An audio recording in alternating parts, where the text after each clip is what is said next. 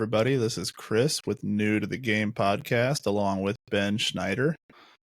Sorry about the little bit of a hiatus we've been on the last few weeks. We were both wrapping up our busy seasons, and we've both been kind of making a plan for the rest of the year and dealing with a lot of logistics at home. But we are excited to be back and bringing you another episode. So tonight, me and Ben are going to be talking about being a salesman without being a salesman. So we posted in our Skool group and asked people what they wanted to talk about. And a lot of people were interested in sales, marketing, advertising, kind of the big category of selling work to people.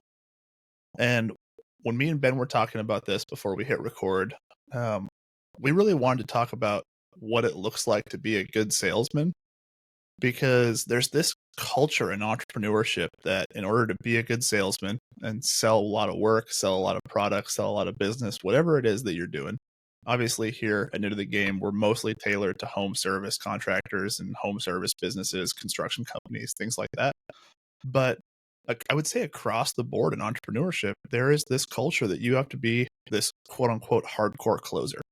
You got to be this like Grant Cardone style, like hardcore closer, and be really good at just getting somebody on the phone, and 10 minutes later they're giving you their credit card information.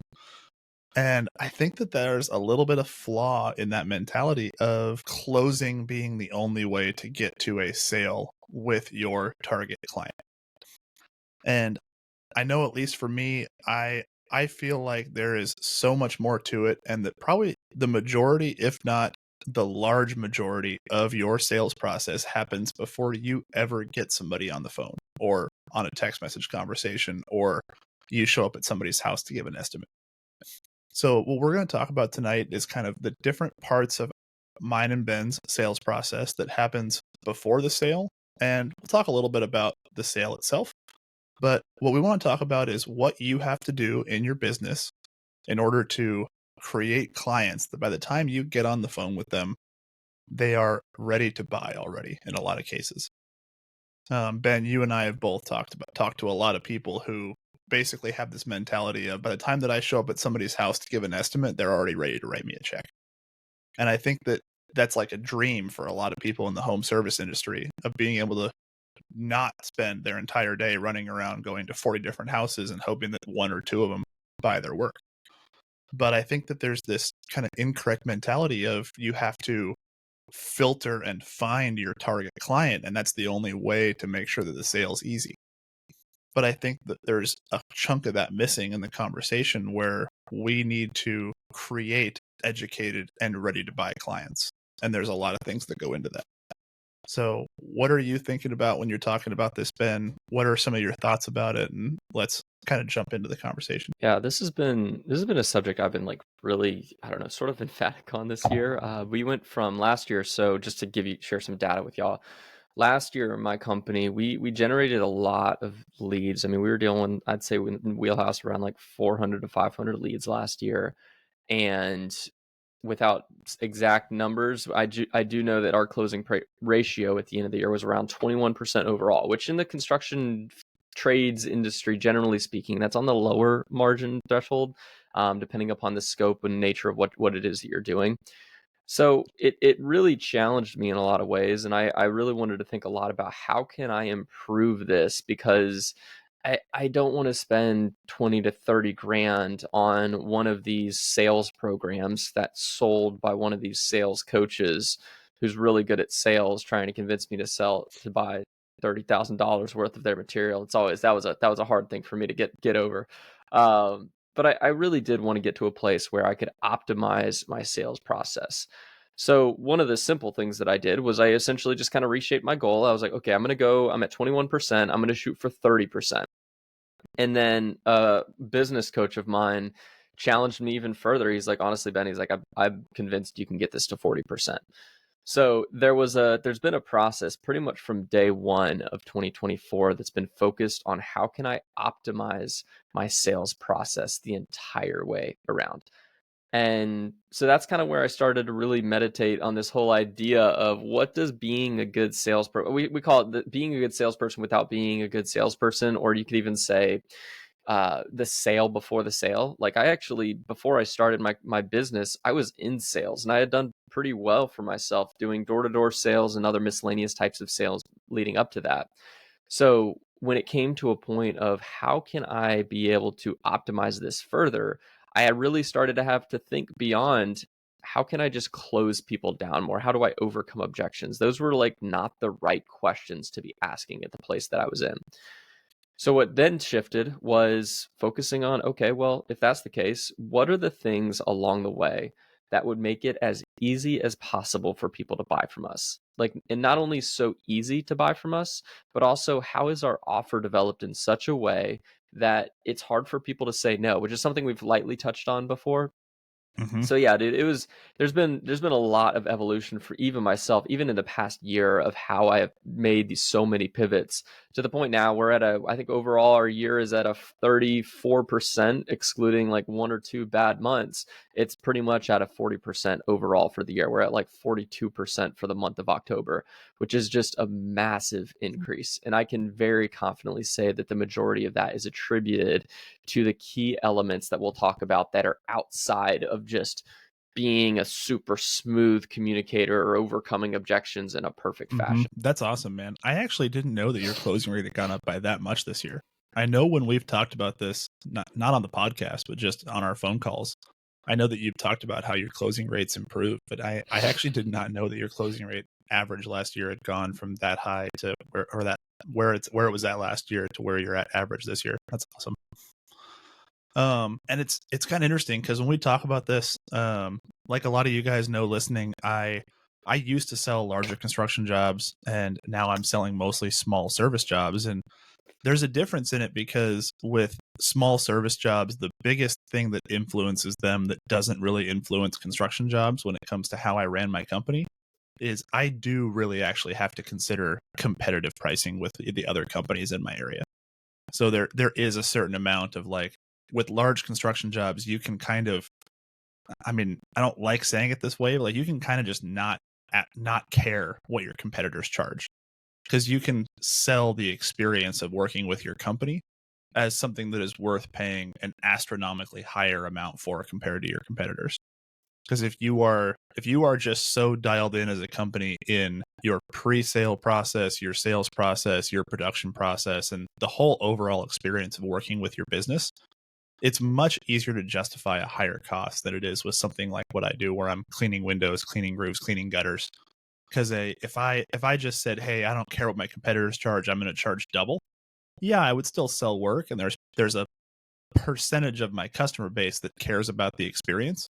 But I would say there's a much larger slice of the pie in small service jobs that is price motivated. So you might not be the cheapest, but you have to be competitive enough that your reputation or your customer service is worth paying a little bit more. But it's got to be a difference of like 10, 15, 20%, not double. Otherwise, you're probably going to lose a lot of business because of that. Yeah, and I mean, I think it is fair to say. I mean, a lot of people tend to have this perspective of, like, for example, your company. Let's just say someone hires you for $500 to get out there and do the work, and Mm-hmm. you consider that to the construction scale, and it's $50,000 to do the work. For you to charge, let's just say $600 instead of $500, and your client and your competition is charging $500, you could Mm-hmm. probably still close that deal. Now, to charge $1,000 would be a lot harder of a pill to swallow. Yep. But in the construction realm, it's like I think the perspective is like, oh, it's not like he's just bumping his quote like to be $50,000. He's now bumping his quote to 50,500. It's like, no, he would be bumping it. The context there would be a similar 50 to percentage. It'd 100. be, Yeah. yeah, 50 to 100, 50 to 75, things like that. Like it's not like that much. Mm-hmm. So, but yeah, with on that mindset just around pricing, I think that's where a lot of guys that I talk to in the industry, there's so many different perspectives, but it's like, okay, if I'm not if I want to charge more, then I have to be a better salesperson, or if I want to be a better salesperson, or if I want to make earn more business, then I have to charge less if I'm not a good enough salesperson. And they see that as like really the only Mm-hmm. two options to some degree. Or maybe it's just like the only way that I'm ever going to successfully scale my business is if I charge the lowest prices and I become a volume business where I just have as much volume as I can possibly attain. And that's how I grow my business. And there's businesses that do that. I don't want to frame it as if there's been businesses that are in the world that started off as being the cheap guy their entire way through the industry and then ultimately got to a point where they were large and massive and then could do it. I think the point that we would be wanting to really emphasize and communicate here is that there are ways outside of those two variables that can dramatically impact your ability to close deals. So if I Mm-hmm. were to highlight one, I mean, this is probably one of the ones that is my most favorite. I think I've mentioned it a couple times on episodes before, but we call it a wow factor within our company. And the general principle is like, how many times can you wow the client during their entirety of the client experience? Now, there's the fundamental expectation of I'm going to hire you to do a job, and you're going to come out, you're going to communicate about that job, and you're going to deliver that job. And the job ideally is what we agreed to, and I'm going to pay you what we agreed upon. That's like the fundamental client experience that, like, Yep. ideally, even unfortunately in the trades, most people still drop the ball even on just those criteria.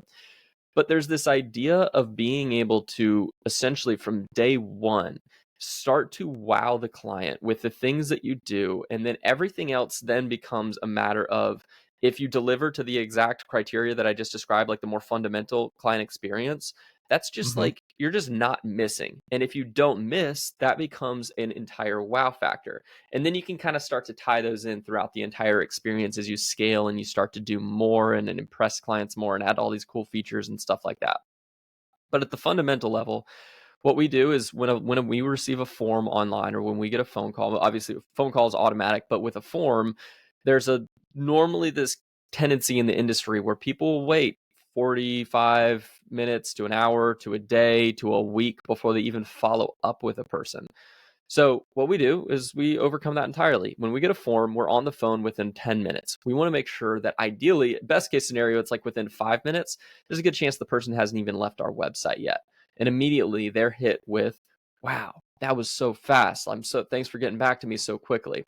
Immediately we have left an impression on them without being a good salesperson, without doing anything. All that we're doing is we're picking up the phone and we're typing in the numbers of their phone number and we're calling them and we're saying, hey, within a certain criteria of time. And we have now left an impression on that person that this company has it together. They are very dialed in and they care. Immediately, you have now gone from what would have been a C player business in their mind to a B player business. And you're gradually climbing this scale and adding points to what you might call the trust meter for this person, which is going to have a great impact on them hiring you. Yeah, absolutely, man. Sorry there for that pause there. I had my mic muted, didn't realize it. So, man, I love talking about this because I feel like there's so many different ins and outs of how little tiny pieces of this process build into the big process. So there's a couple of things in our notes that we wrote down that I'd love to hear kind of your thoughts about it and how they fit into that. We have that core part of the process that is kind of similar across every industry. And obviously, at the end of the day, both of us know that that charismatic attitude and ability to talk to people is an invaluable skill for a salesman, but so much goes into the sale before you actually get to the sale. So if you were going to summarize it for somebody, you think about the 20-year-old who started, I don't know, a pressure washing company, or somebody who's like, hey, I'm going to buy a mower and I'm going to start mowing lawns. Like when you try to explain to them like the basis of the sale before the sale or branding or educating clients, like talk to me about if you were starting from scratch, what would you do at a core level to try and start building that for your new company? And then we can talk about it for an existing company who's been around for a long time but isn't really hitting the mark in that area. But I'd love to hear your thoughts. Like if you were starting over or if you were talking to like your kid brother or somebody you know who's just starting out, what would you tell them to start I with? would tell them similarly what I just said, follow up with every lead as fast as you possibly can. I would tell them to communicate religiously, communicate via text, phone, email, whatever it is. I mean, I like to have like I like automation, so I'd have it like Calendly. Mhm. I book appointments. Another one of the little touches that I do when a person calls us and they book an appointment, I'm not writing this down on pen and paper. I'm like, I create it in Mhm. a Google Calendar or I do it in Calendly, and then I have an automated reminder that we'll send to the person. So it sends it to them, it sends it to me. We both have it on our calendar. We know exactly what time we're supposed to show up, and then the fundamental thing that so many people miss the mark on. Show up. Like, actually show up. Mm-hmm. If show up on time, ideally. If you can't show up on time, be proactive and communicate to them that you're going to be running behind. Like, let's just say, for example, I'm at an appointment. It's a 10 a.m. appointment, and I'm running behind on my schedule. I know that this appointment's going to run a little bit long. I know the next one's 30 minutes from here, and it's 11 a.m. Okay, what I'm going to do is at 10 a.m., if I already know and I'm getting the hints that I'm going to be late, I might just whip out my phone real quick, and I might just send a quick text. Say, hey, just wanted to give you a heads up. My appointment before yours is looking like it's going to run a little bit long. I might be a little bit later than expected. Would that be too late for you? Or whatever you need to ask them. Like, is that all right? Yeah. However you want to navigate it. Try to figure out the little ways that you can assert to this person that, okay, maybe you don't have your crap all together because you're not a super well established company. Just be honest with people, be proactive in your communication, be Mm-hmm. rapid in your communication. And every single one of those steps along the way are going to steadily reinforce to this person that you are trustworthy. And at the end of the Yeah. day, people want to give money to people that they trust. So the more that you can 100%. reinforce trustworthiness throughout the process, the more you are likely to actually begin closing deals and having people be really excited to work with you. They don't care that you're a massive business. They don't care that you're a tiny business. They just want to know that they're going to pay Mm-hmm. someone that they trust, and maybe someone that they like and they can enjoy being around. And you're going to be able to win opportunities simply through that. Yep. And it's kind of crazy because this is a concept that applies across the board, not just to sales. So it's kind of funny when you talk about this. It makes me think of one of the biggest things that I hammer my field crews on, my guys that are out actually physically doing the jobs, is I have a rule where if they're going to be more than 15 minutes late to an appointment window, they have to call the client or text the client or both and let them know that they're going to be late. And what I try to tell the guys is they're like, oh, well, I just don't want to call the client and tell them that, like, I just slept through my alarm, or I'm just running behind, or I like had to go deal with my kid's poopy diaper, or whatever the excuse is. And I tell them, I'm like, man, at the end of the day, every single client we work for is a regular person, just like us. And every single regular person on the planet that doesn't have a personal assistant or a butler in their house has slept through their alarm at least once in their life, or they have kids, or they have a life that gets in the way of being on time sometimes. But at the end of the day, regardless of what the excuse is, you don't even need an excuse. If you call a client and say, hey, I'm running a few minutes behind, really apologize, I wanted to be there at 9:15, I'm going to be there more like 9:30, is that going to be okay with you? 99% of the time that person's going to be like, oh yeah, no worries, no big deal, and it doesn't bother them at all. But if you just And the show up 1% of 15 minutes people late, they're going to be mad at you. It the doesn't matter what the 1% of excuse people is, that but if you just tell them you're going to be late, you're off the hook 99% of the time. Yeah, and the very, very small amount of people that actually get, like, blatantly upset at you if you're communicating proactively and you're communicating, Mhm. be it it's a mistake if you're showing up late, but if you're communicating that, Yep, it's like, do you wanna work with that person? That person normally, like, you don't exactly. have to make an identity judgment about yourself, like, go into this shame mode because someone's Mhm. being a jerk and they're having a hard time in their life. I think an Yeah. example of this, like, yes, it's funny because I literally did this yesterday, and I immediately I went into like the shame mode the second it happened because I was out at a quote, and I knew I had a 9 a.m. quote and I had a 10 a.m. quote. I made it to both of them, and then during my 10 a.m. quote, I had this lingering feeling of like you know how sometimes you just feel like you're missing something and Mhm. forgetting something. I'm forgetting I get something. this Yeah. text. I get this text from a client, and she's like, "Hey, I'm trying to get in touch with Ben. He said that he would be here at 9 a.m. and he's not Oh, here. I haven't no. seen him." And I was like, "Oh no!" So I had accidentally overbooked a client. I basically, for whatever reason, I booked two clients in the same slot, and I had told the Oh, client that I no. could, and before it was a whole mess. But basically, I just after Yeah. I wrapped up at the appointment that I was in, I gave her a call, and I was just like. I was like, hey, we'll call her Sandy. I said, hey, Sandy, this is Ben with Pixotting. How are you doing? She's like, oh, I'm good. I was like, hey, she's like, how are you? And I said, I am embarrassed and I am so extremely sorry. And I was like, I want to be able to give you a good excuse as to why I forgot your appointment and why I missed it. But to be completely candid with you, I have no idea why. I think I honestly forgot to put your appointment on the schedule, and I am so sorry for your inconvenience. And like, I was overly apologetic. I communicated to her that I was embarrassed by it, that I was like super, super sorry. Mm-hmm. And ultimately, she was like totally fine with it. She's like, people make mistakes. It's totally good. And I just rescheduled the appointment. And that's the type of thing that I think the impression people have is that if you communicate that to a person, so often that they're just going to like flip out on you and be so upset at you and blame you for disrespecting their time. But the reality is people normally will react that way if you actually are disrespecting their time. But if you aren't intentionally Mm-hmm. disrespecting their time and you really did make a mistake, then just be proactive in your communication. But that being said, I think that's sort of a tangent that we could totally go down. And I think it's a valid Yeah. tangent to talk about why that communication is so important. But at the end of the day, I mean, what we're really emphasizing here is I call it radical honesty. I call it being able to, I mean, in the communication leading up to an appointment or making a mistake, that's one thing. But even on the communication on site, that's one of the really important ones that I love because, again, this, in my opinion, this doesn't have to do with being a crazy, incredibly good salesperson or having the perfect word tracks. Mm-hmm. A lot of times it's confidence, like being able to just show up and be confident in what you're communicating to your clients, especially like we are experts in our field. You should be able to confidently communicate to a client and tell them things that maybe they don't really want to hear. Um, it's amazing how often people will look at you and thank you if you are radically honest about things that they may not want to hear, be it the timeline of when you can get the job done, be it at the price range that you can't get the job done at, be it the type of service that they feel like they need, but you're like, Susan, I trust me, like I'm more than happy to deliver this service to you, but I want you to know that if I move forward with this service, this is going to happen and this is going to happen, and you might find yourself really frustrated with me at the end of it all.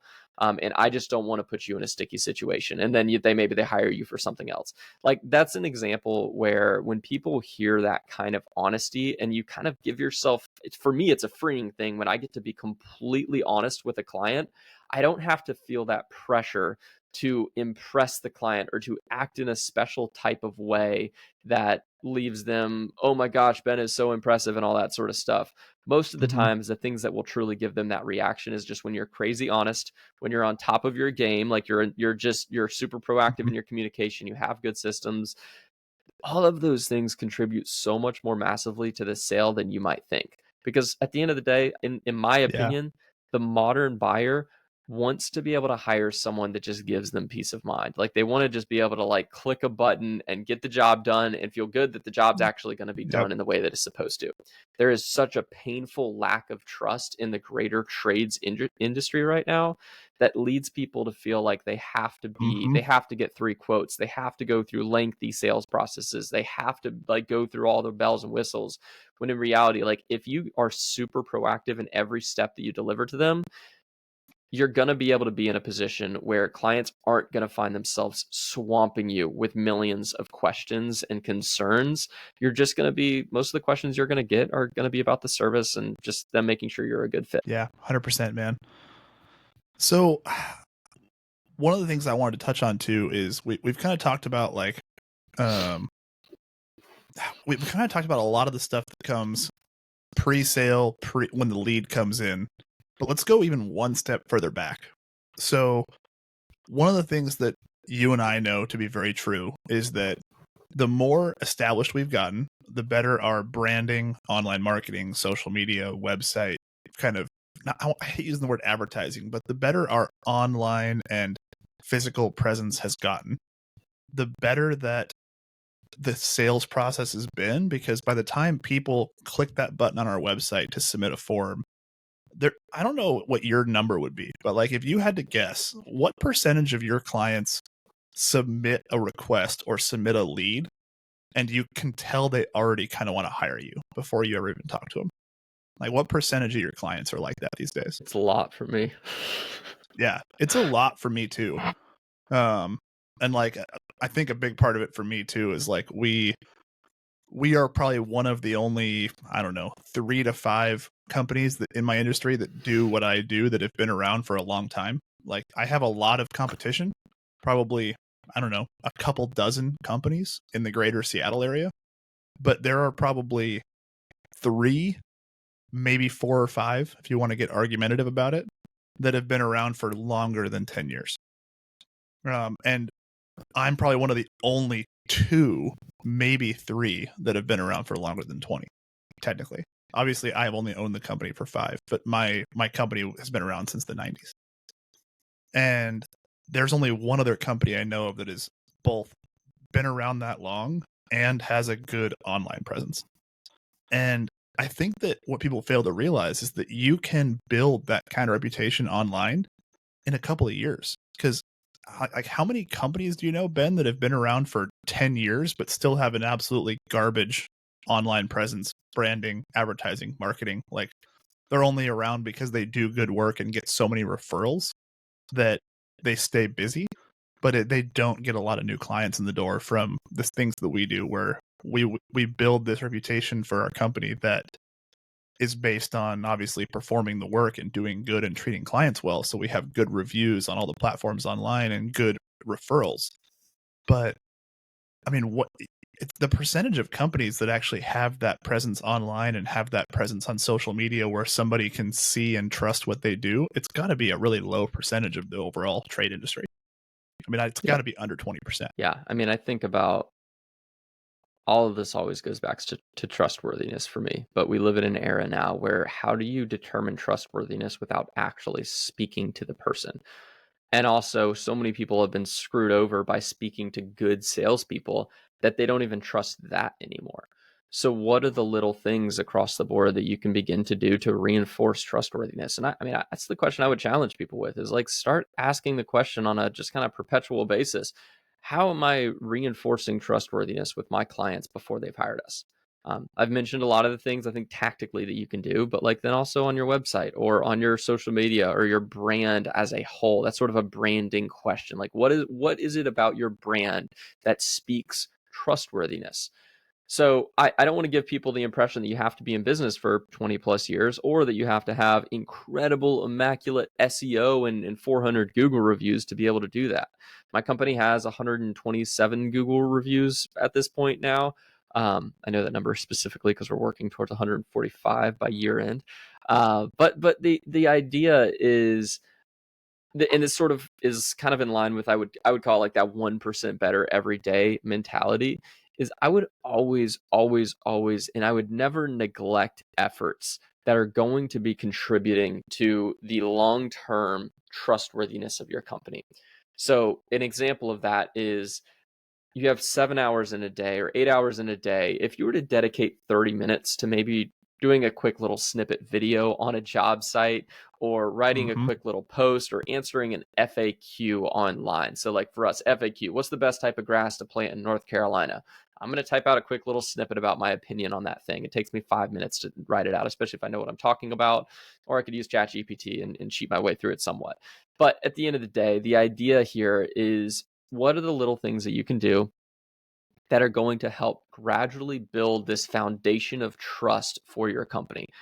People know in my area, it's become a thing now where people actually know in my area if they're looking for a sod installation company based upon my reviews, based upon videos we've posted, based upon like the thorough nature of our website.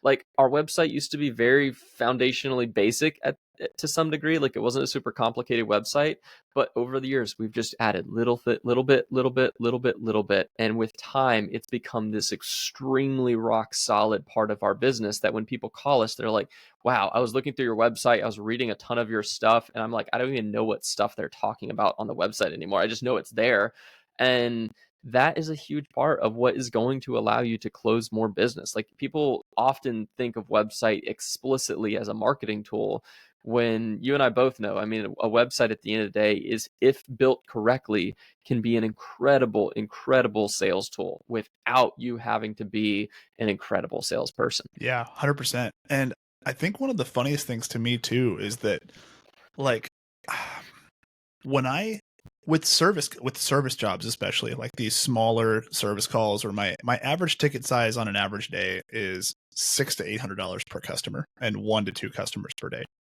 And one of the things that's crazy to me is how many people that call and they've done their research, they've looked around, and I don't even know most of the time if they've actually gotten other quotes as much as they've just talked to people and looked at other industries and looked at not other industries, sorry, but other businesses.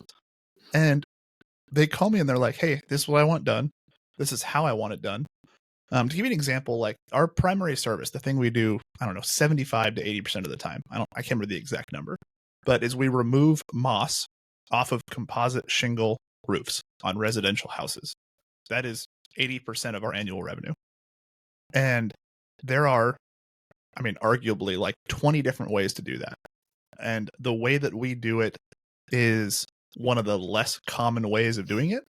And because of that, it's a very desirable method of cleaning because we hand clean with metal brushes that carefully remove moss off the roof and don't trash your roof. Because there's guys that want to pressure wash, there's guys that want to use compressed air, there's guys that just want to use chemicals, which we offer, but is only really good if you don't have a good roof that's in good shape. And because of that, a lot of people call us and they're like, hey, what does it cost to get this done? And I'm like, well, your house is this, and this. It's this many square feet. It's this many stories. It's this tall. If you want our full shebang kind of general service that covers all the bases, it's $735 plus tax, because that's the most common estimate we send, because $735 plus tax is our price for any home between 1,500 and 2,500 square feet, which is like, I don't know, 80% of the single family homes in our area. And most people are like, oh, okay, cool. When can I have schedule? And it's done and on the calendar, and I'm on to the next person. And there's a little bit less personal touch in the sales process for service than there is in something like what you do for sod or what I used to do when I was selling decks and fences. But so much more of my ability to close jobs relies on that pre-sale portion before I ever talk to them. Like having those blog posts, having that information online, having those reviews, having that good presence on Yelp and Google and those different platforms online that carry reviews and carry weight for people. And obviously, like we talked about before, like I'm a little bit more price motivated than probably something like sod is. I'm probably more comparable to something like landscaping, where you can call 5 guys and all of them know how to run a lawnmower. But if one of them's 50 and one of them's 75 and one of them's 300, you're probably going to pick between the guy that's 50 and 75. The guy that's 300 is probably out of the running before he even gets a chance to talk to you. So it's interesting to me. You're highlighting a good point that I think I want to touch on, actually, because what you're highlighting is, I mean, the word I would use is education. And part of it is, again, going back to being a good salesperson without being a good salesperson. One of the really key elements of the way that you navigate your business, and people like you, if you were to imagine a perfect world where people could do business as perfectly and everyone just had an overall trust for the industry, the best companies would be extraordinarily transactional. And I'm highlighting that as a good thing in this situation. It would be transactional because we live in an era where people don't really care necessarily to have to feel like they have to talk to someone before they hire a person. They normally want to talk to someone because what they're trying to do is they're trying to, one, qualify this company. That's a huge part of it. Unfortunately, they're trying to figure out if they can trust a person. But the other big part of that is that they are actually trying to be able to get themselves into a place where they are educated in what they need to do. So for me, it's like I need to be able to go out there and I do need to be able to explain them why it's more advantageous to do this soil prep process as opposed to this soil prep process, or why this type of grass is better than that type of grass. In yours, it could be why this process of cleaning makes more sense and is more reasonable than doing this process of cleaning that might be a little bit cheaper or something of that nature. At the end of the day, people don't know what they don't know. So they like to be handheld, to be able to be educated on, okay, this is how you do these things. And this is why you do these things. But they also, it's weird because they don't want to have those conversations so often. The time is because they feel like if they step into that conversation, they're going to be overly forced to make a decision they don't want to make, or they're going to be someone's going to forcefully try to close them down, and people just don't want to have to deal with that. So when you get to a place where your sales process is more, the overemphasis is more upon education as opposed to on the trying to sell the person, it allows you to be more freely transactional, which makes you a more easy company to work with, which gets you more work. Yeah, 100%. Well, we've touched on a lot of stuff in here, Ben. We're getting kind of down to the time we got to start wrapping up. Anything else that you want to cover specifically? I mean, we've kind of hit most of the topics that we talked about when we talked about help for hit and record, but I feel like you and I mean, just so everybody out there listening knows, I mean, me and Ben are both very passionate about sales, about branding, about building your company in a way to be successful in that way. And we're going to talk lots more about this. So don't worry. There's going to be much more content about sales, marketing, branding, building your reputation. That's a huge passion point for us. But as far as this topic goes, anything else that you feel like is pertinent to add right now before we wrap it up? Yeah, I mean, I think that if you were to step into your business and really start to be able to simply apply some of these foundational principles, quick follow-up, reinforcing trustworthiness, education, good systems in place, things of that nature, they're so small and they're honestly not terribly difficult to establish and to set into place. You are going to close more deals and you are going to begin building a reputation that is really, really strong. And that by default just earns you more business too. So yeah, I don't want to, I don't want to drown y'all in a bunch of crazy ideas that we have, because I have plenty of them. I'm always asking this question. So I think that we're at a place right now where the fundamentals of what can make up a really fantastic sales process that can close a lot of deals just by following it and having a human that knows how to follow it in this front seat, you're going to do amazing things for your closing ratio through that alone. Yeah. And it just came to mind, Ben, we'll talk about this, but I think a great follow episode to this if you guys out there listening would like to hear this, I'm really curious about it, but I think we will do an episode in the future where we actually talk about every single step of our sales process. Because I think that a lot of people don't realize what a client journey looks like. I don't think they realize how beneficial it is to actually put your client journey on paper. So that might be a future episode, but I think that this is one step in a client journey and client sales process. And talking about that from start to finish would probably be a pretty cool episode. I like it. Yeah. Awesome. Guys, this kind of stuff is, we can go on rabbit trails on this all day long, but definitely begin to start. I mean, again, I'll go back to the question that I asked earlier, and I would just write this question down and I would meditate on it. I would think on it and I would really start to work on this question. How can I begin to reinforce trustworthiness in my company? Mm-hmm. And get rid of the emotion out of it, get rid of the pride and the ego and the things that says, oh, a client should just trust me and all that stupid stuff. Like just focus on that one question and start to think about little ways you can tweak and optimize, and then never stop doing it. Never stop doing it. But guys, thanks so much for listening. Thanks for taking the time. I know this is a little bit of a longer episode, but I feel like it's going to be one of the more valuable episodes, because at the end of the day, we can focus on systems, we can focus on financials, we can focus on so many different areas of your business. But there is a very real truth to, if you are not constantly working on ways you can generate more business, more opportunities, more money to be flowing into your company, then you're ultimately spending a lot of time on things that typically aren't the most urgent of things. And almost always the most urgent of things for small businesses is sales and cash flow. So if you can be able to focus your efforts more on those, even if it's a very short amount of time per week or per day, take that time, because it's super valuable. And I think this episode is going to be a really good foundation building block for you as you move forward. Absolutely. Thanks you all for being here. Thanks for listening. Thanks for being a repeat listener of the podcast. And if you're not already, come check us out on Skool, Skool. We're building a community for people that are working through these kind of issues in their business and that want to be around other home service entrepreneurs and other business owners. We're trying to build a community, especially for the younger folks, the people that are new to the game, new to the trades, new to home service, and need help. And we are just excited to be here and be helping people and putting this kind of content out there so that people that are struggling like we did when we first started, or people that have established companies and are needing a little bit of extra help, can come in and learn, and that we can be a community together and bounce ideas off each other, learn, grow, and get better. So we'd be love to have you. It's free, FREE. So come join us. We'll post the link in the show notes for the Skool group. And if you're listening to this on YouTube, come find us on a podcast platform. We're on Apple, Spotify, Samsung, and all the major podcast platforms. And the video version of this podcast is on YouTube if you're listening on one of the podcast platforms and want to watch the video. So much appreciated, everybody. We'll see you on the next episode. Thanks, guys.